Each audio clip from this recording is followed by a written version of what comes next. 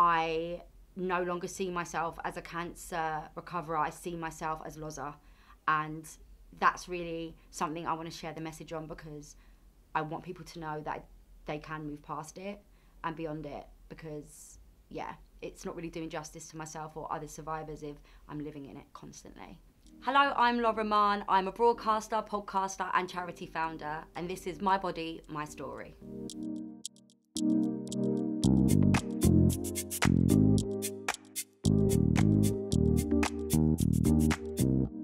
My relationship with my body is, I would say, quite positive.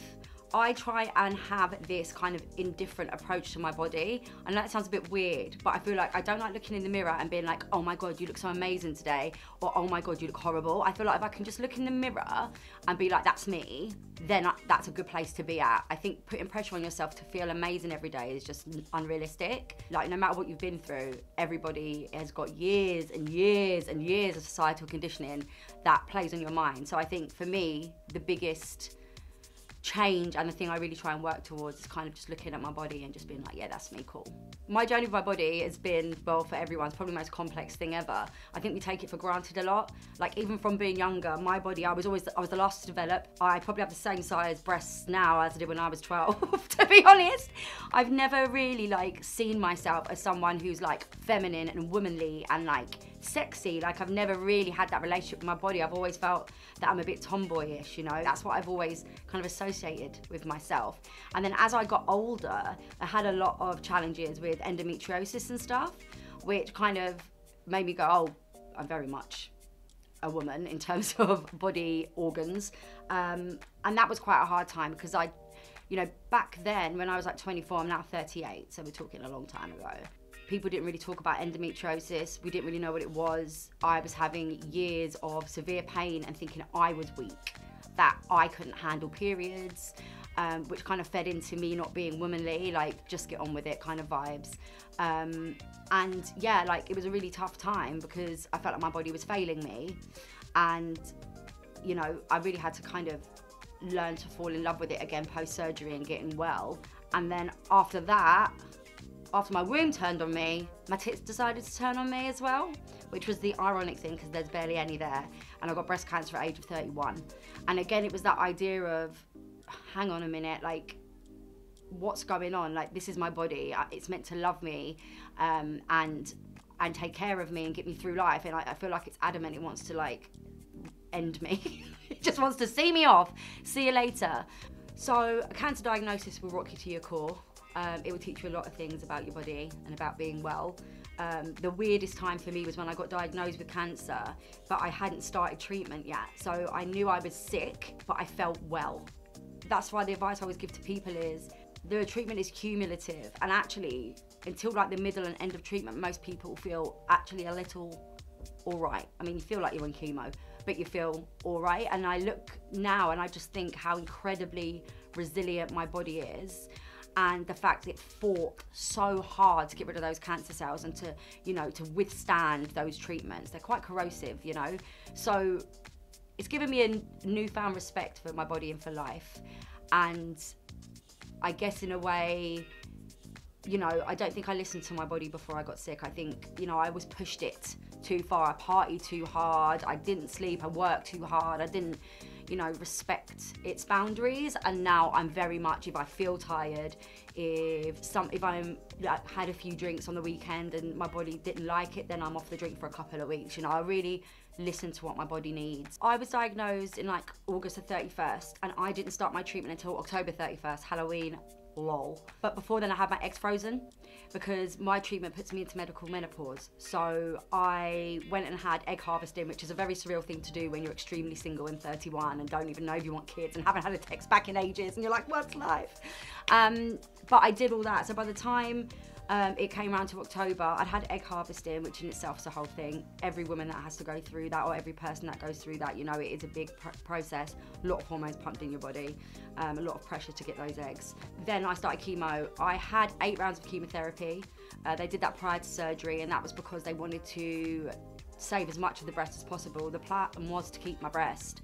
there was a big old lump in that little boob, and they said that if they removed the breast, that they would have to do huge surgery and have huge scars all over my body, which would impact mobility and cause problems in the future. So I really did have to put my faith that they knew what they were doing, because I just wanted my breasts off. I just was like, get rid of them. I don't have a relationship with them.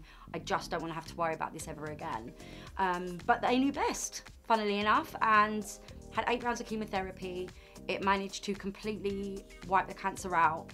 When they went in to do the lumpectomy, which was the 3rd of May 2017, the day after my birthday, what a present, a cancer-free life, they found it was just scar tissue and the margins were clear, and they took my lymph nodes out and they were also clear. So I was very, very, very lucky. The chemotherapy was very, very tough. 8 rounds is a lot of chemo, and they really do, when you have a hormonally driven cancer, especially as a young woman and a young person, they do throw the book at you in terms of chemo because they know your body can handle it. So they gave me everything they could. And then after I had my surgery, I think it was 25 or 26 rounds of radiotherapy. There's a lot, and they're Monday to Friday. It's like having a full-time job, going back and forth to the hospital. And one thing I will say is, people always say to you when you're in cancer treatment, oh, you've done chemo now, the hard bit's over. If you imagine running a marathon and then someone going, oh, if you could just walk to the shop and get me the food shop, you'd be like, no, I'm knackered. That's exactly what it's like. Like, it may not be as an intense of thing to do, but you are already wiped, and having to go into the hospital every single day, take yourself there. Your body's breaking down the radiotherapy, which exhausts you. So, you know, what I will say is, people who are going through that, or they haven't had chemo and they're doing radiotherapy, it's still a big treatment, and you should really look after yourself during that time and take it easy still. I know you want to run straight away before you can walk because you're so excited to be out of chemo, but genuinely just take your time with it. So that's what happened after the surgery. And then I had ongoing injections. So there's one called Herceptin, which is like an antibody drug, and it targets the growth factor in the cancer that I had. I tested positive for. So I had that for a full year, which was a big old needle in the thigh, and there was always a bruise. I was like, oh, don't touch me. A bruise like a peach. So I used to go in for that. And then I had 18 months of a drug called Zoladex. Now, Zoladex is a drug they also give to prostate cancer patients. It essentially shuts down the communication to the pituitary gland. And then I went through medical menopause, and let me tell you, that is, for me, it was a living hell. I got every single symptom you could think of at 100. My mood was low, my vagina was dry, libido, who is she? I was having night sweats, sleep deprivation, hot flushes every hour. So as you can imagine, as someone that does my job and I'm out meeting people and I'm doing talks and I'm up there, top lip sweat, bright red face, it was a lot, and it gave me quite a lot of anxiety. But I did 18 months of it, and then I decided with my team that I would come off of the drug, because I'm also on another tablet called tamoxifen, which blocks the hormone receptors in the body. So they do kind of different things, but again, they were throwing the book at me, being young and vibrant, you know. They thought, you know, let's give her what she can handle, and I couldn't handle Zoladex. And so I'm still on tamoxifen now. It's been 5 years. I take it every day. It blocks those hormones. My bloods are at perimenopause phase, so I get a little bit of the menopause symptoms, but not even slightly as harshly, which is good. And so far, no cancer. Touch this. So yeah, it's working, and for that I'm very, very grateful. It's been a massive process trying to separate myself from Cancer Lauren to Lauren, because they're very different people. I haven't had cancer for 5 years, but yet it's still in my daily dialogue, which is a very surreal situation to kind of be in. Most people would just shed the skin and walk away. In all honesty, it was probably losing Dame Deborah James, DDJ, to the cool kids, last year, she always used to say to me, if it was me and I had got the all clear, I would run away from cancer. I don't know how you do it. And I'd kind of had the inkling for a while that I was ready to take a step back. I'll still always do my advocacy work, but I can't get over a trauma if I'm living in it every day. And it's almost like I talk about it like it's somebody else, which is a self-preservation thing, but that's not a healing thing. Like, if I'm not actually talking about it like it happened to me, I'm not accepting it happened to me, and I need to be able to move past it. I almost don't want to give cancer any more of that time. I'll always do my advocacy work, but I want to have a life that is for me again, and who is Lozza now, and what does Lozza want, and get excited about a future and the mundane things, you know what I mean? Like, I love cleaning my house. oh my God. Cleaning my house is my favorite thing. Just being in my body and just being like, seeing like instant satisfaction of everything's clean, everything's tidy, and it's a physical thing, it's not a cerebral thing. Like those little things in life that I take great joy from now, because I've been in my head so much for so long.